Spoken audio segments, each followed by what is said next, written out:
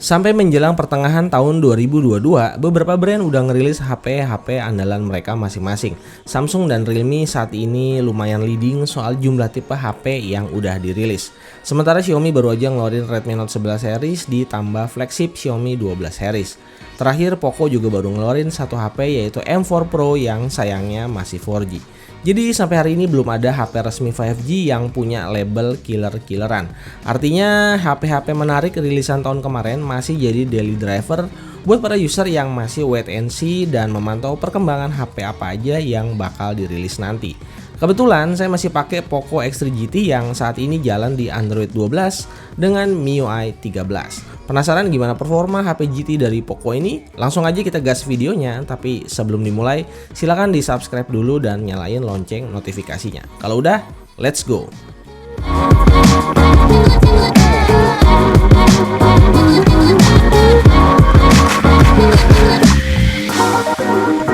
Saya emang hobi nih gonta-ganti HP, jadi black campaign soal MediaTek panas, MediaTek nggak stabil, boros, dan sebagainya buat saya nggak pengaruh. Tapi perlu diingat kalau boleh jujur, MIUI emang sedikit kurang nyaman untuk beberapa orang. Ini PR buat developernya Xiaomi. Celakanya lagi MediaTek Dimensity 1100 kita nggak bisa temuin di brand lain yang masuk resmi ke Indonesia. Otomatis hanya Poco X3 GT aja yang pakai. Minimal kalau ada brand lain yang pakai, tentunya secara UI kita bisa compare. Untungnya sejak pertama kali pakai, Poco X3 GT ini termasuk jarang banget ada masalah, entah itu hardware maupun software. Makanya di MIUI 13 ini pastinya bakal menarik banget karena kalau minimal bisa pertahanin performa, bukan nggak mungkin HP ini bisa tetap jadi rekomendasi di kelas 4 jutaan, bahkan kalau harus bertarung sama HP-HP baru rilisan tahun ini. Buat changelog update-nya sendiri secara general isinya UI improvement, update security patch, dan update OS ke Android 12. Semoga aja Poco X3 GT ini masih bisa dapat update OS ke Android 13 nanti. Ya, secara benchmark menggunakan Antutu versi 9 skornya emang ada sedikit penurunan. Tadinya 660.000 poin turun jadi 620.000 poin. Unit yang saya pakai ini varian 8 plus 256GB ya. Jadi kalau yang 8 plus 128 mungkin beda dikit hasilnya. Sedikit tips buat teman-teman yang setelah update device malah kayak banyak nggak bener atau malah banyak muncul bug, sebaiknya dilakukan factory reset. Tujuannya supaya sistemnya bisa bersih, nggak ada sisa-sisa dari charge yang tersisa di ROM. Sebelumnya jangan lupa di backup dulu buat jaga-jaga kalau ada data yang hilang. Secara kosmetik UI-nya sebagian besar nggak banyak berubah, baik dari MIUI 12 ke MIUI 13. Bahkan kalau core Android-nya pun udah ganti dari Android 11 ke Android 12. Terus shortcut toolbar-nya pas buka recent apps ternyata masih ada, masih belum bisa dinonaktifin dan lumayan ganggu mata kalau buat saya.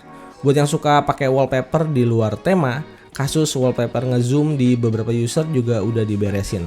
Wallpapernya sekarang bisa ngefit sama layar, nggak lagi ngezoom. Untuk widget-widget keren yang muncul di MIUI 13 pas presentasi ternyata di sini nggak ada nih. Curiganya saya widget-widget itu hanya khusus buat Xiaomi flagship dan bukan untuk Poco. Di menu special fitur sekarang ada tambahan fitur baru namanya sidebar. Fitur ini sebenarnya udah lama dipakai di beberapa brand lain. Jadi untuk Xiaomi agak telat nih sebenarnya. Cuma ya daripada nggak sama sekali kan. Dengan fitur ini kita bisa akses langsung ke beberapa aplikasi yang kita pilih. Nanti begitu diklik aplikasinya bakal terbuka secara pop-up Windows. Ada beberapa komplainan saya soal sidebar di MIUI 13 ini. Aplikasi yang kebuka nggak bisa kita rubah ke posisi split screen. Jadi murni hanya pop-up Windows aja, nggak bisa dirubah secara split screen. Sementara kalau di UI lain ini udah bisa secara split screen. Lanjut sebagai fitur basic di Android 12 sekarang ada notifikasi akses ke kamera dan mikrofon. Posisinya di pojok kiri layar. Jadi bakal munculin notifikasi titik warna hijau. Ini fitur keamanan. Jadi bisa kasih lihat misalnya ada aplikasi yang meminta akses kamera dan mikrofon tanpa kita sadari. Terakhir soal display, mungkin ini hanya perasaan saya aja, tapi nggak tahu kenapa sejak pakai MIUI 13 saya ngerasa reproduksi warna di layar Poco X3 GT jadi lebih vibrant, warnanya juga jadi lebih ngepop dan lebih genjreng di mata dibanding waktu di ROM sebelumnya. Padahal layarnya adalah IPS bukan AMOLED.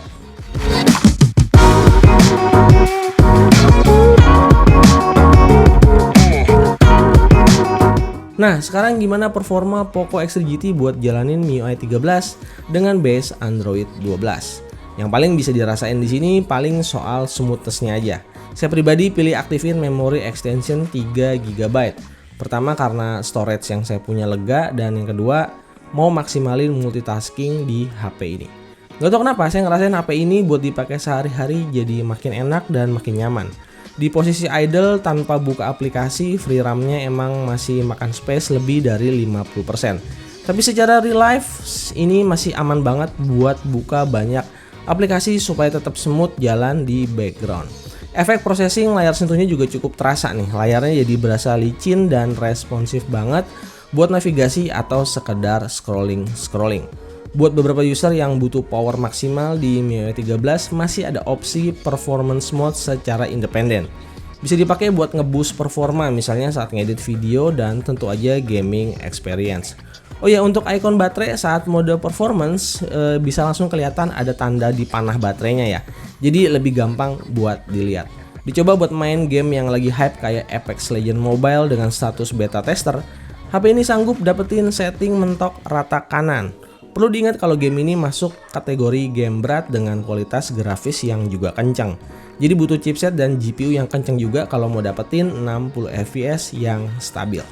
Nah, Poco X3 GT ini aman buat dipakai ngegeber Apex Legends Mobile. Sayangnya buat Genshin Impact di versi terbaru, kayaknya MIUI 13 versi awal ini kayak kasih limitasi gitu ke Genshin Impact. Sebelumnya di setting high 60 fps, frame rate tertinggi di HP ini bisa nyentuh angka 48-50 fps. Sekarang di MIUI 13 angka tertingginya cuma didapat mentok 40 fps.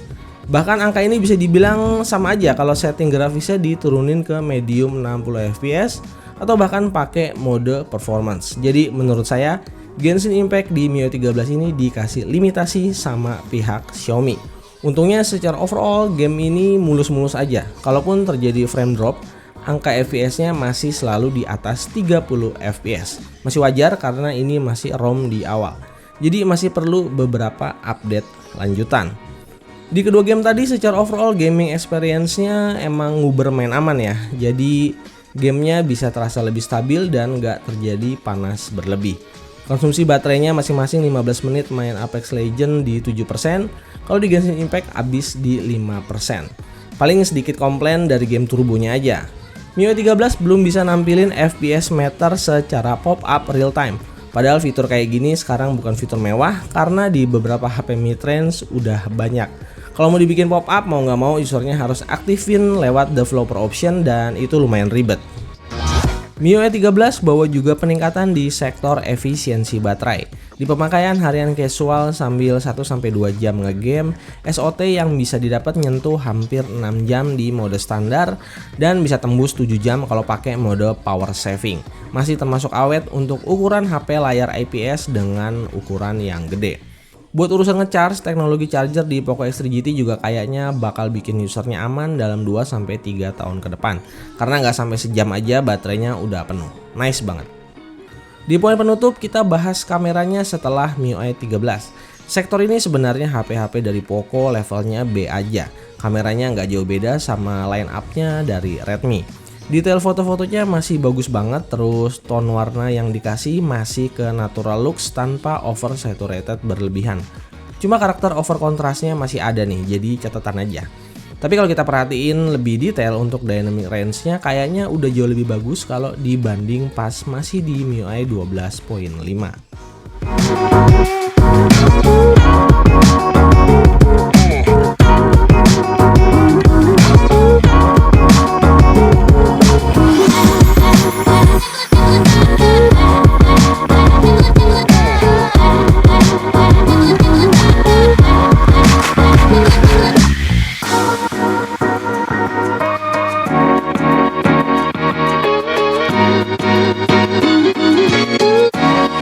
Oh ya, buat video recordingnya menurut saya juga hampir nggak ada bedanya.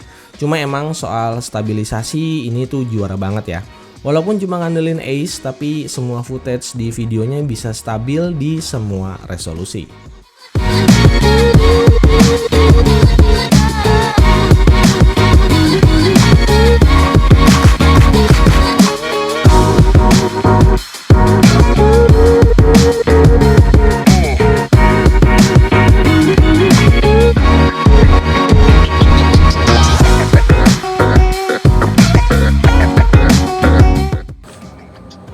Sementara ini video ultra wide 1080p 30 fps.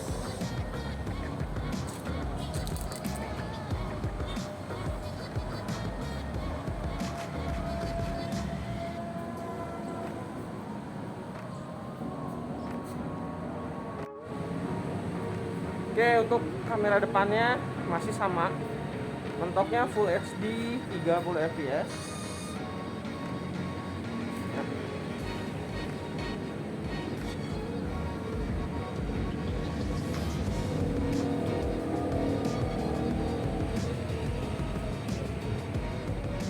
Nah, itu dia tadi Poco X3 GT di MIUI 13. Menurut saya nih, HP ini kayaknya masih akan bersinar buat tahun 2022.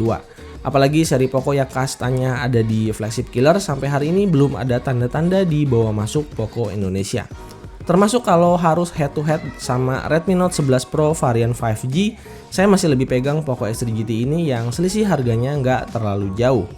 So, buat yang masih cari HP 4 jutaan, hampir balance di semua lini, Poco X3 GT dengan MIUI 13-nya masih amat sangat recommended.